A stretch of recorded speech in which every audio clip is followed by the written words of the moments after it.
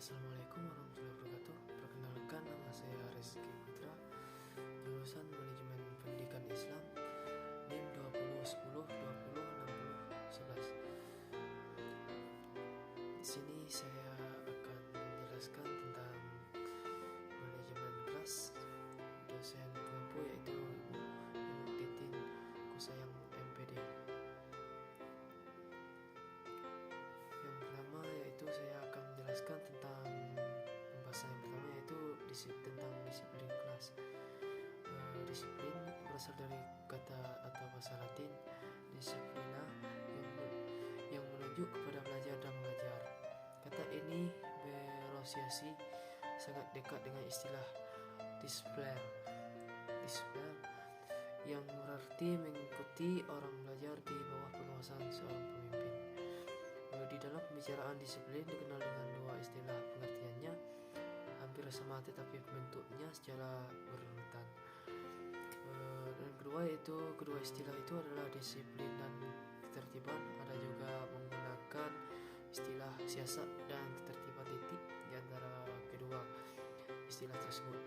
Yang lebih dahulu terbentuk dari pengertian ketertiban, baru kemudian pengertian.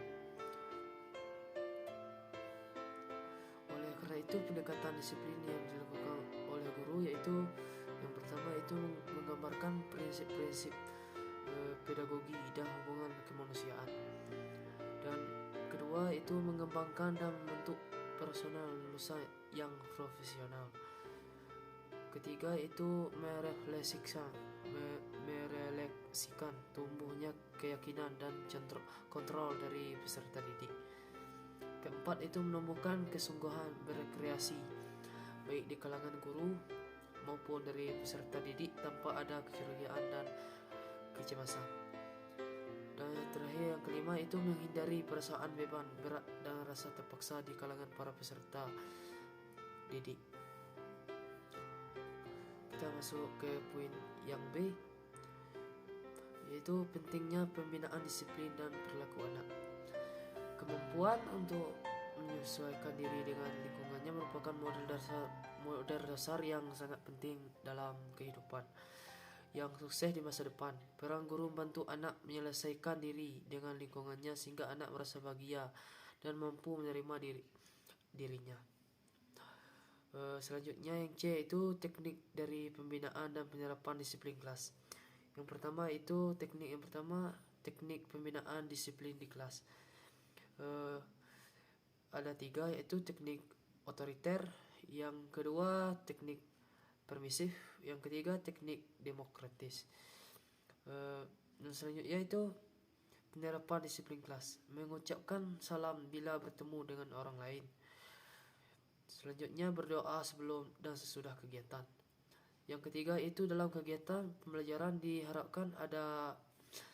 diharapkan para siswa berperilaku rapi, tertib, dan berani, mempunyai rasa ingin tahu.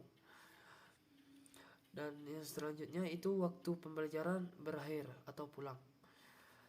Setelah itu kita masuk ke poin yang D, yaitu pemeliharaan dan peningkatan perilaku disiplin anak.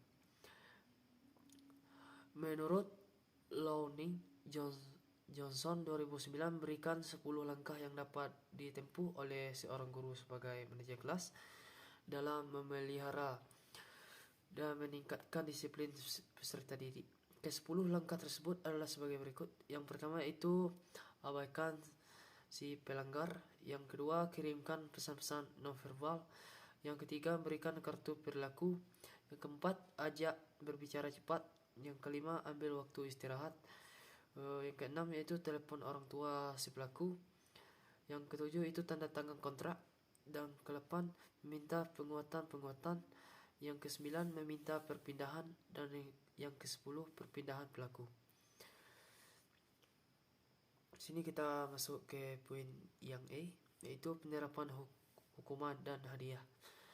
Yang pertama itu pengertian hadiah. Menurut KBBI Kamus Besar Bahasa Indonesia, hadiah adalah pemberian ganjaran pemenang dalam sebuah perlombaan atau sayembara dan sebagainya.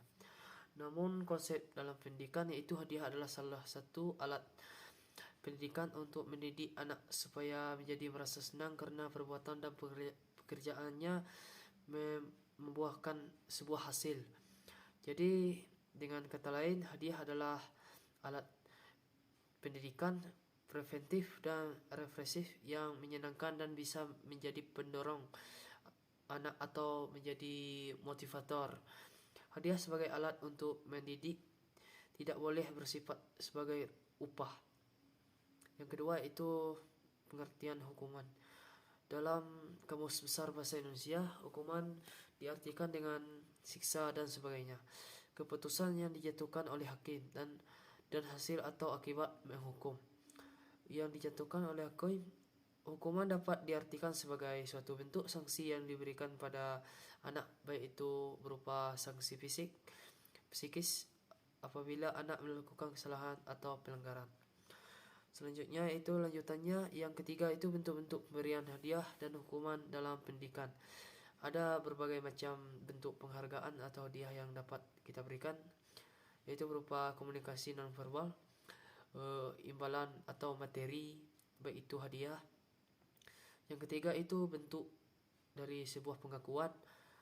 Yang keempat itu perlakuan istimewa. Selanjutnya itu hukuman untuk pembinaan dapat diterapkan dalam 4 bentuk, yaitu hukuman fisik. Selanjutnya itu hukuman dengan kata-kata atau kalimat yang tidak menyenangkan. Yang ketiga, hukuman stimulus fisik yang tidak menyenangkan. Dan yang keempat, hukuman dalam bentuk kegiatan yang tidak menyenangkan. Selanjutnya kita masuk ke pembahasan yang kedua, yaitu mengajar yang efektif. Pengertian dari mengajar efektif adalah membimbing siswa agar mengalami proses belajar. Dalam belajar, siswa menghendaki hasil belajar yang efektif bagi dirinya. Guru harus membantu dan dengan mengajar dengan secara efektif.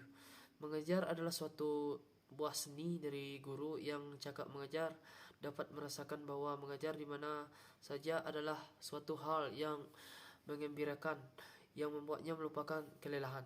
Selain itu, guru juga dapat mempengaruhi muridnya melalui kepribadiannya. Guru yang ingin murid-muridnya mengalami kemajuan ataupun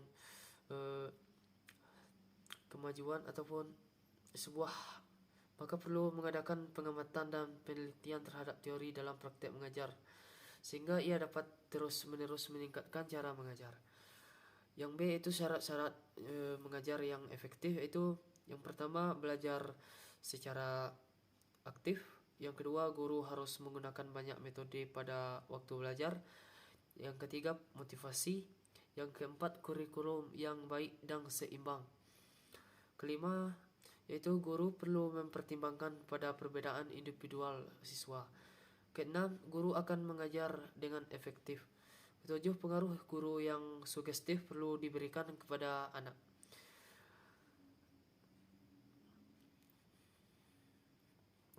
Yang kedelapan, yaitu guru harus memiliki keberanian menghadapi murid-muridnya. Yang kesembilan, guru harus menciptakan suasana demokratis di dalam lokal atau ruang tersebut. Yang kesepuluh, pada penyajian bahan belajar anak, guru perlu memberikan persoalan yang dapat merangsang untuk berpikir, memunculkan motivasi baru atau rekreasinya. Yang ke-11, semua pelajaran yang diberikan anak perlu diintegrasikan. Yang ke-12, pelajaran di sekolah perlu dihubungkan dengan kehidupan nyata di dalam kehidupan dalam bermasyarakat. Yang ke-13, dalam interaksi belajar mengajar, guru harus banyak memberi kebebasan terhadap anak ataupun siswa tersebut. Yang terakhir 14, pengerjaan remedial.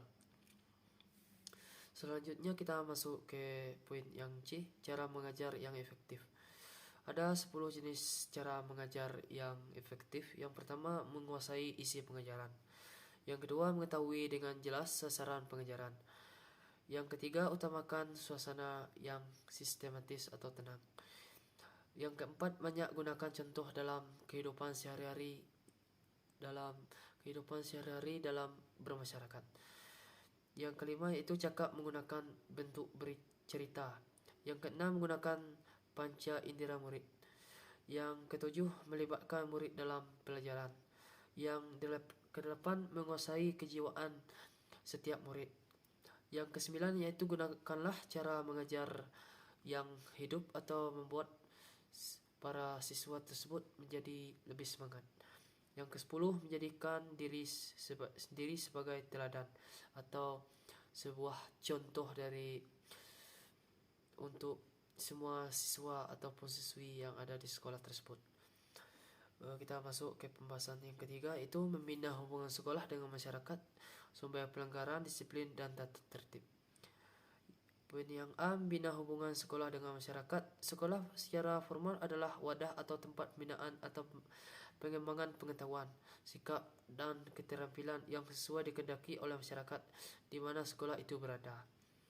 Hubungan dengan sekolah dengan masyarakat itu sangat penting, yang meliputi hubungan sekolah dengan orang tua siswa, hubungan sekolah dengan instansi terkait, hubungan sekolah dengan dunia usaha dan tokoh masyarakat, dan yang terakhir hubungan sekolah dengan lembaga pendidikan lainnya. Kita masuk poin yang B, yaitu sumber dari pelanggaran disiplin. Ada 6. Yang pertama itu kebutuhan fisik, dan yang kedua itu kebutuhan akan keselamatan dan rasa aman. Yang ketiga, kebutuhan rasa memiliki dan cinta kasih sayang. Yang keempat, kebutuhan akan hormat dan harga diri. Yang kelima, kebutuhan dan pengetahuan dan pemahaman. Dan yang keenam, kebutuhan akan keindahan dan aktualisasi diri. Terdapat beberapa faktor atau sumber yang dapat menyebabkan timbulnya masalah-masalah yang dapat mengganggu terpeliharanya disiplin kelas. Faktor-faktor tersebut dapat diklasifikasikan ke dalam 3 kategori, yaitu masalah-masalah yang ditimbulkan oleh guru siswa di lingkungan tersebut. Kita masuk poin yang C, yaitu peraturan dan tata tertib. Disiplin merupakan hal yang sangat penting yang harus ditanamkan pada semua peserta didik, baik itu para siswa ataupun siswi di sekolah tersebut. Sekolah adalah tempat suatu utama untuk melatihkan memahami pentingnya disiplin dalam kehidupan sehari-hari. Kelas harus mempunyai peraturan dan tata tertib. Peraturan dan tata tertib kelas harus dijelaskan dan dicontohkan kepada siswa serta dilaksanakan secara terus-menerus. Peraturan dan tata tertib merupakan sesuatu untuk mengatur perilaku yang diharapkan terjadi pada siswa tersebut. Ada 3, yaitu masuk sekolah, yang kedua masuk kelas, dan yang terakhir waktu pulang. Selanjutnya kita masuk ke pembahasan yang keempat, yaitu tahapan dan penanggulangan disiplin. Tahapan pemeliharaan disiplin. Memelihara disiplin adalah suatu proses.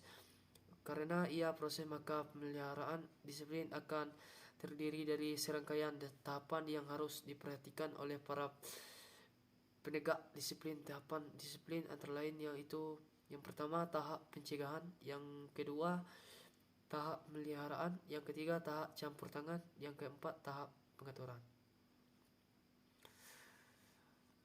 Yang cara lain yang dapat ditempuh guru dalam menanggulangi pelanggaran yaitu yang pertama pengetahuan siswa, melakukan tindakan korektif, itu yang kedua. Yang ketiga melakukan tindakan penyembuhan.